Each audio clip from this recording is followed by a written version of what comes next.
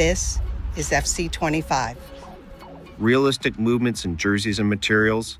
That's it. Every single year, we see disastrous decisions from EA that, at best, neglect the community and, at worst, cause people to develop gambling addictions. Yet, come July, people couldn't care less because the new version is coming out. We're already seeing people frothing at the mouth for this inevitable pile of trash just because of the cover.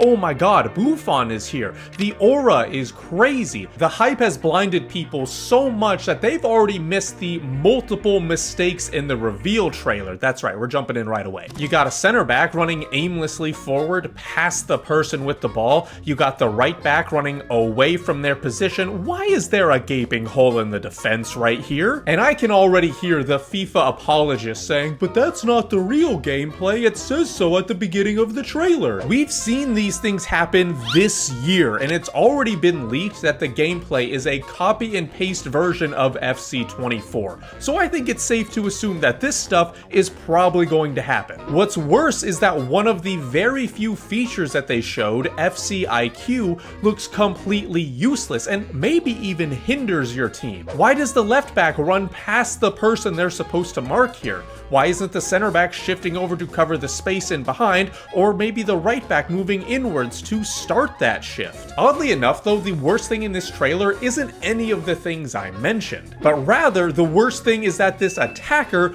does not move into the literal 50 yards of space that's in front of them. How many times have I complained about attacking AI in this game? How many videos have I made or other people made about the attacking AI in previous versions? Look at this. The winger jogs towards the defender to continue to be marked. There is no tactic, no player instruction, or attack position rating low enough for this to actually happen. And not only is this lazy from EA's side, and honestly the communities as well for not calling it out, but it's also very dishonest. On their feature page for FC 25, the FC IQ section says it will deliver more realistic collective movement. Is it realistic for an attacker to not make a run forward into space? Is it realistic for an attacker to move directly behind an opposition player? I'd say their real-world data was powered by the San Marino national team, but that would be disrespectful to the players. Now, the one potential positive about FC IQ is the addition of player rules, something they completely ripped off from Football Manager, but you know, that's actually a fun game, so I'm not upset. The problem will be the implementation of these rules.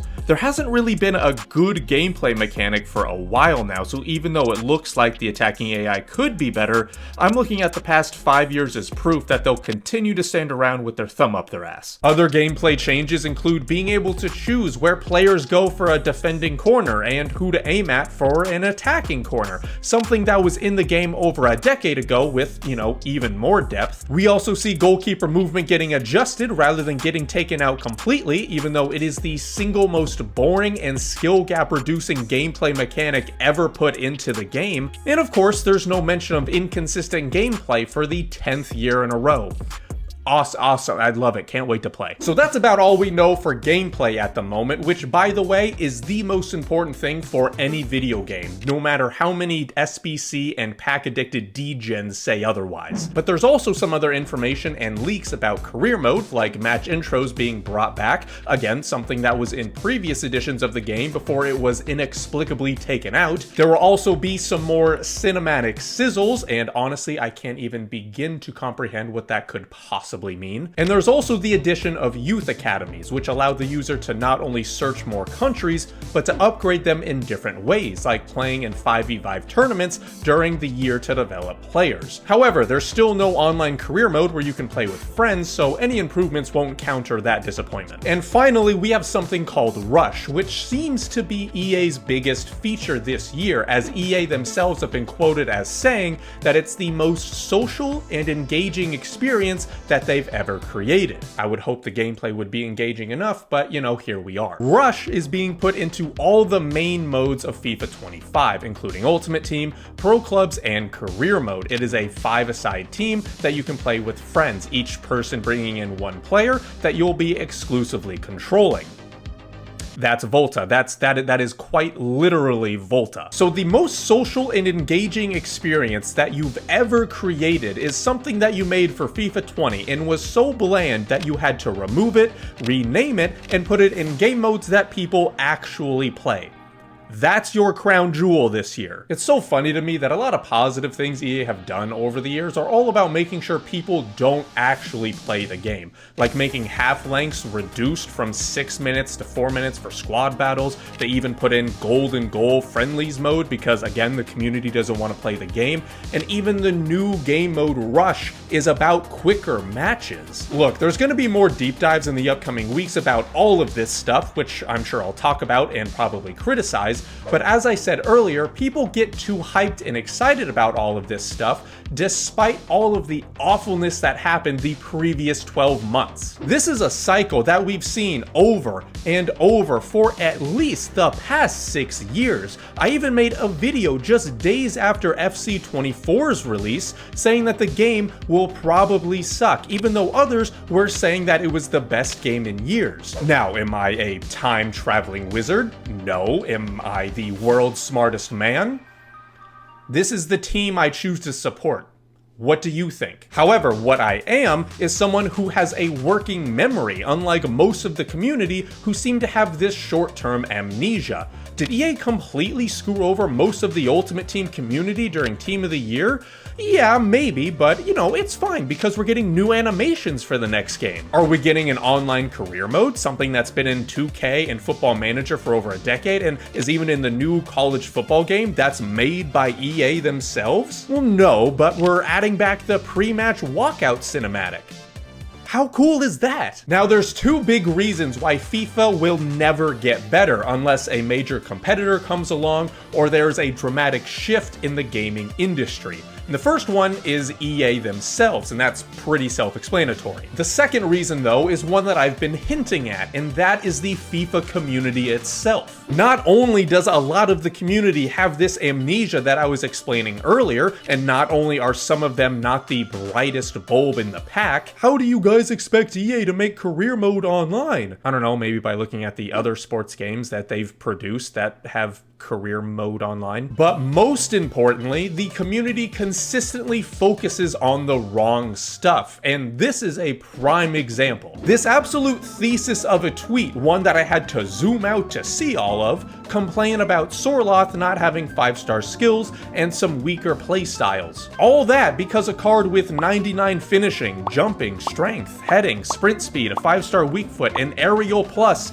doesn't have 5-star skills. The first thing I'll say is this: skill issue. The second is that this AI-ass essay is just completely wrong. Oh, you can't have a wrong opinion. Well, when it's this dumb, you can. We've been waiting for endgame cards all year. All year, huh? Since like week 1 you've been waiting for? What are you talking about? We want cards that actually transform our gameplay. So many cards have already been released with those 5-star, 99 overall stats that you're talking about. So if you're correct, how has gameplay not been transformed already? And otherwise, how would one card transform it to begin with? How are we supposed to enjoy the game when content is underwhelming? How are you enjoying the game at all with this terrible gameplay? Stop focusing on the wrong stuff. Sorloth with 4-star skills and only one impactful playstyle plus isn't good enough. So a 6'5" striker with 99 jumping and aerial plus during the height of the aerial meta is not good enough. Are you dumb or stupid? This lackluster content makes us question the future of this franchise. This is what makes you question the future of the franchise. Not that Team of the Year disaster, not the inconsistent gameplay that's been happening for over a decade. It's this. Again, are you dumb or stupid? But when the content is lackluster, it dampens the whole community's spirit. If the gameplay was consistent and playable, we wouldn't have to rely on content every single day. Give us 5-star footies cards that we deserve and watch how the community's excitement and engagement skyrocket. Yes, because people like myself would be running back to get on the game if Sorloth had 5-star skills. If every card was 5-star, it would inject a level of excitement and unpredictability to every match. Players would be thrilled to try out new combos, to experiment with different lineups. Have you seen the FIFA community? People won't change from being the sweatiest bums possible unless the gameplay forces them to. One random card in July is not going to change that. My God, please save me. Now look, I get that he used an AI to write this, and honestly the bait is top tier because I took it and ran, but he said these things about Sophia Smith's card too, and that's what bugs me so much. The focus on this very minor issue, especially when there were so many problems this year, is completely unnecessary. It's just... Here's the deal. You want a better game? Start voicing your complaints about the most important things, aka gameplay. Don't pre-order the game and give EA more undeserved money. Don't buy any FIFA points, especially because it's addicting to open packs, and that's where the majority of EA's profit comes from. And lastly, if you can, try to wait until the game is on sale to purchase it, or don't even purchase it at all. But if you do buy it, I don't blame you because there is no alternative, or if you play pro clubs in career mode, that makes sense too. Hang on, I just got a notification about the game. Hang on. Oh my God, we're cooked. We are so cooked. No, it's over. It's over. Pack it up. The game's gone.